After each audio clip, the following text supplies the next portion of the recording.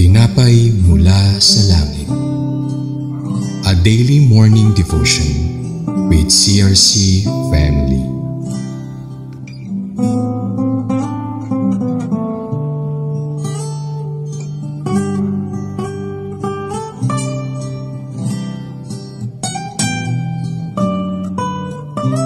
Isang mapagpalang umaga mga kapatid. Ako po si Joshua Luis Tanap, isang kabataan ng CRC Makati. Samahan niyo po kami sa ating programang Tinapay Mula sa Langit, ang pang-araw-araw nating devotion sa salita ng Diyos. Ngayong umaga ay may tutunghayan natin ang ating pagpubulay-bulayan sa Leviticus chapter 25 verse 23. Ngunit bago po tayo magpatuloy, ay dumako muna tayo sa maikling panalangin. Ama namin na nasa langit, samahan niyo po kami sa umagang ito. Nawa ang banal mong espiritu ay kumilos sa aming kalagitnaan at ikaw ang mapapurihan sa pangalan ni Jesus.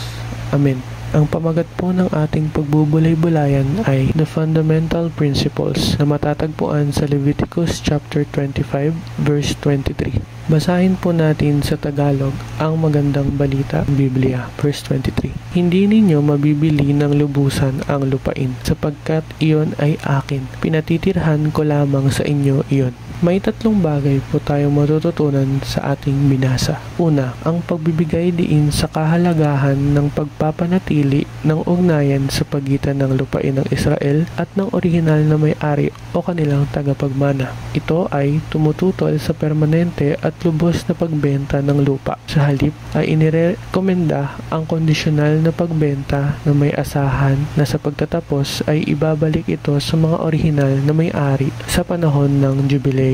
Pangalawa, ang espiritual at simbolong kahalagahan ng lupain ng Kanaan sa relihiyosong tradisyon, lalo na sa konteksto ng mga piniling tao ng Diyos sa kanyang plano para sa kaligtasan. Ipinapakita nito ang ideya na ang Kanaan ay isang natatangi at banal na lugar. Pangatlo, pinapalakas nito ang ideya na sa huli, ang lupain ay pag-aari ng Diyos at ang mga Israelita ay dapat tignan ang kanilang sarili bilang mga pansamantalang mga naninirahan na may pag-aasam para sa mas maganda at walang hanggang mana. Bilang pagtatapos, ipinakita dito sa ating binasa na tapat ang Diyos sa kanyang mga pangako.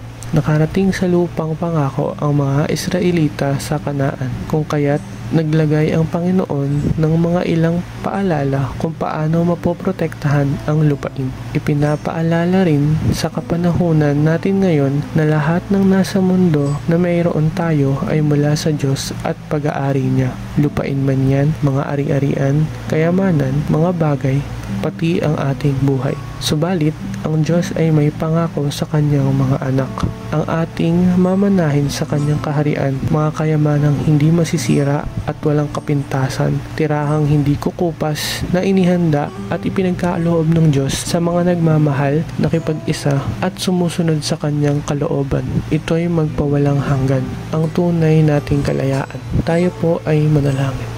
Maraming salamat po sa aming napag-aralan ngayong umaga. Tunay ngang lahat ng kaalaman at karunungan ay nanggagaling sa iyo. Maisa puso nawa namin ang lahat ng aming napag-aralan ngayong umaga. Salamat po sa pagsama niyo sa amin. Sa pangalan ni Jesus, Amen.